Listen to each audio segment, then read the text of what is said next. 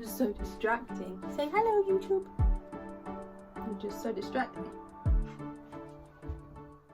Hi everyone, it's Louise Drake. Welcome back to my channel. Have you been thinking about starting your own business but you just have no idea where to start? Well, when I started my business, I didn't know what to do either. I really wish I'd had a resource like this to work my idea out so that I could start my business really strong. So in this video, I'll be covering the top 10 things that you need to consider when you're starting your own business. Okay, tip number 1.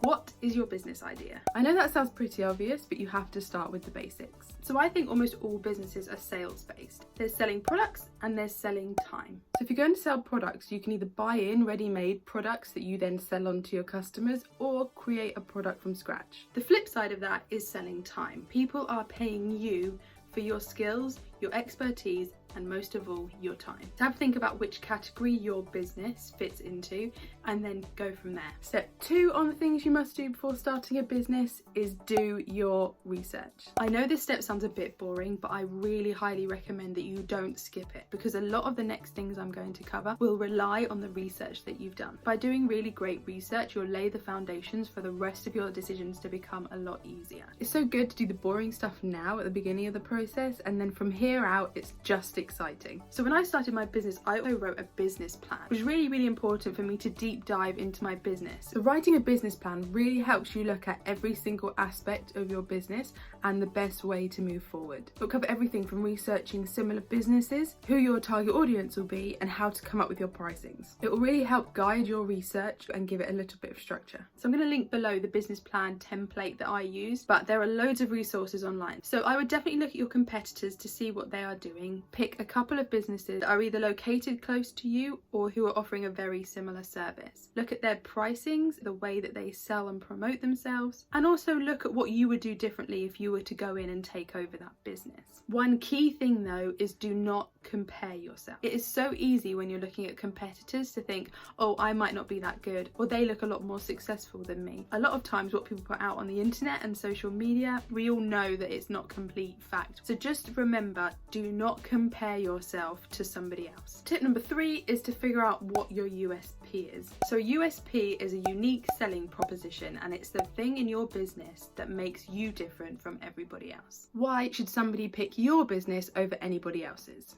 For me, my USP is myself. Now, I'm not being big-headed or arrogant. Anyone can buy the products that I buy and put them in a room and sell them. And there were lots of other people around the world who were doing that. I knew I wanted to take a slightly different approach. I knew that great customer service was going to be the backbone of our business. People buy people, so if they know us and they trust us, they'll keep coming back to buy over and over again. But we had to earn that trust, so by giving consistent customer service, that was going to be our USP, and by putting a bit of my personality into it as well, that would keep customers coming back.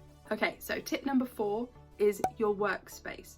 Now, the 2 main things you need to look at when you're choosing your workspace are the type of space and the size. That covers a wide variety of things. So first of all, where are you going to work from? Are you going to work from home, or are you going to get some sort of premises? Do you need a shop? Do you need a warehouse? Do you need an office?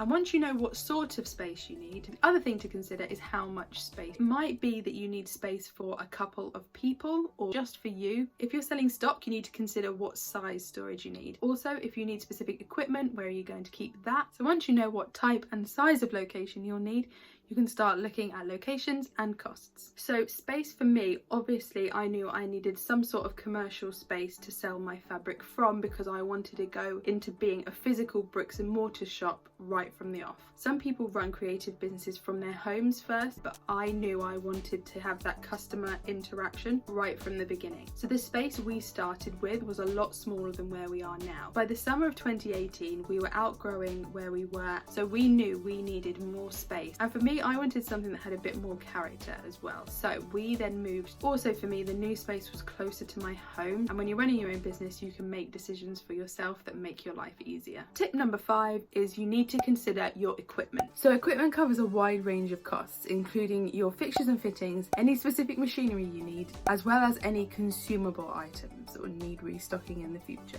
So for me, I knew I needed a laptop, my phone to be able to take photos and do social media, and for the actual shop, I needed a card machine and a till. Also under this umbrella of equipment is any fixtures and fittings that you might need. I knew I would need lots of shelving, a till point, and any decorations to make the shop functional but pretty. Now, one thing with equipment is it might look really overwhelming that you have this list of 100 things that suddenly you need to buy. I would say most of the time you either have these things, you need them immediately, or they are things that you could wait for in the future. So when I started, I did build a bespoke till unit, but you could just start with a table and then eventually grow into other things once your business starts expanding. Give your business time to grow and evolve. Don't feel like you have to buy the brand new kit right from the beginning. You can start with what you've already got or with a lower spec item and then level up when your business can afford it and when you need to. It's also a great way of measuring your business's success, because if you suddenly have the money to buy yourself a brand new laptop, then that is amazing. So tip number 6 is to consider your finances. Now, I know some of you may think that this should have been further up the list, because if you can't afford to do the business, there's no point in spending time in doing all of your research. However, before I started this planning process, I didn't know what I'd need the finances for. So you need to know what sort of space and equipment you'll need before you can really deep dive into your finances. So I'm going to link a video I did about the pros and cons of being self-employed, because part of that was your wages for yourself. Now, this is definitely something you need to consider within the finances of your business, whether you're going to pay yourself straight away, whether you need to pay yourself straight away, or if you're willing to take a hit on your wages so you can grow your business. My main tip for assessing your finances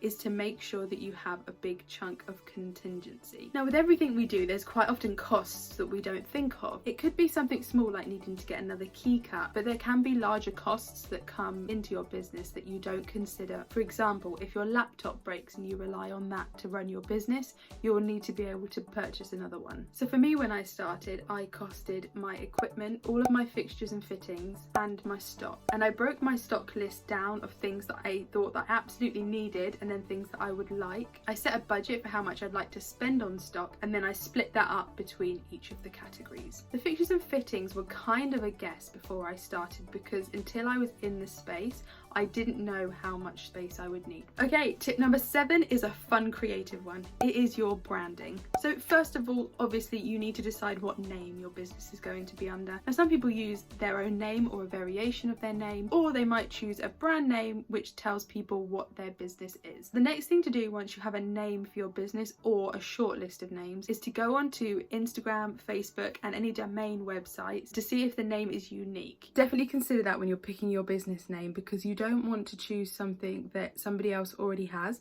so it's harder for people to find you. It will also allow you to stay consistent between platforms. So we have sewingdaze.co.uk and Sewing Daze as our Instagram and Facebook handles. Just try and make sure that all of your branding is completely consistent. One thing with the name though is don't back yourselves into a corner. Obviously at Sewing Daze we sell fabric. We also sell supplies for knitting and crochet, and I think when you first hear Sewing Daze, you don't necessarily think that we might sell yarn as well. I didn't even consider that we might grow into a different direction. You also need to come up with a logo, which I know sounds a bit daunting to begin with, but the main resource I use for everything branding, but it's business cards, website, YouTube, everything I create on Canva. It's a completely free website to sign up, and they have lots of different templates that will get you started when you're creating your logo or brand. Now, obviously they're not sponsoring me, I just really think they're such a great resource that I have to recommend them to you guys. Also, consider the colours that you want to be associated with your business. Now that sounds like a really strange thing to say, but different colours give off different emotions. Some people just use black and white, which is an absolute classic. Some people want to use pink and sort of softer images, and other people might want to use red,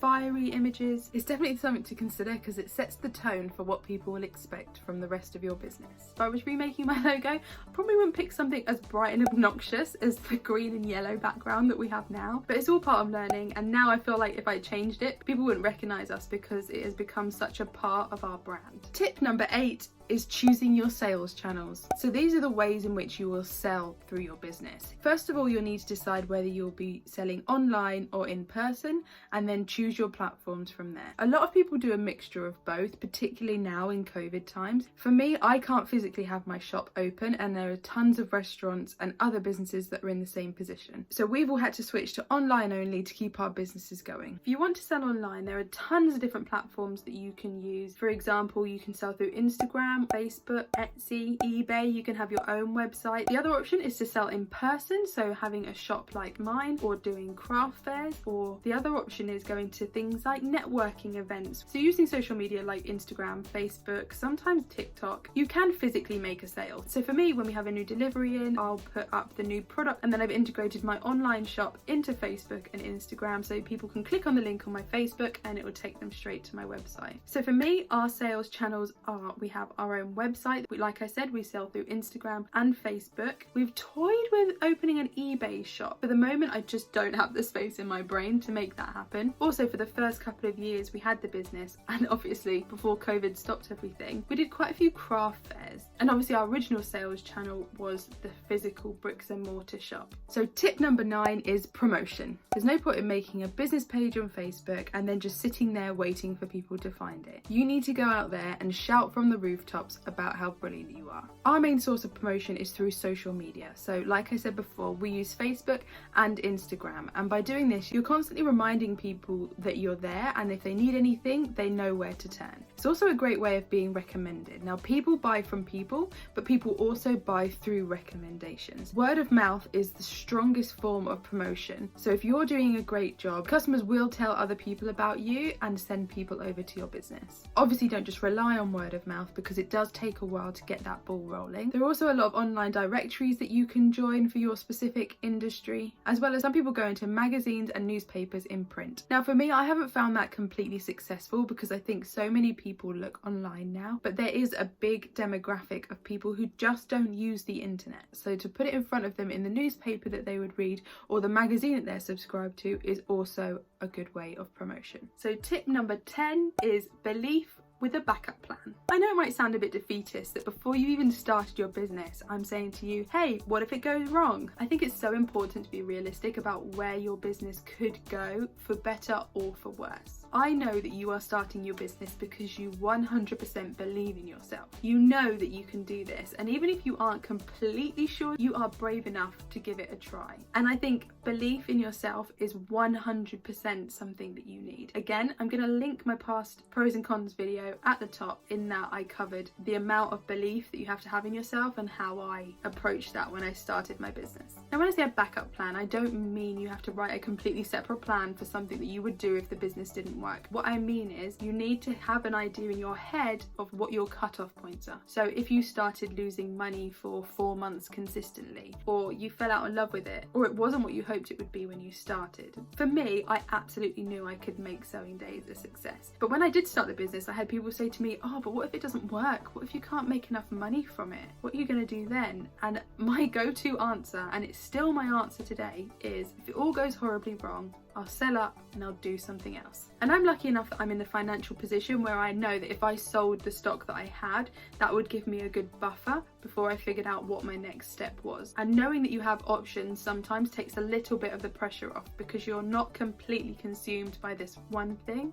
You don't want to put so much pressure on this thing that you love and this dream that you're following that you don't enjoy it anymore. So definitely be realistic, definitely believe in yourself, but also have a little sneaky backup plan just in case. Okay, so I hope you found those 10 tips useful. I will put all of the details and everything I've spoken about in the description below. If you have found this helpful, please let us know in the comments, like this video, subscribe to the channel, and we'll be doing more top 10 soon. Check back every Tuesday for new content, and we'll see you soon, guys.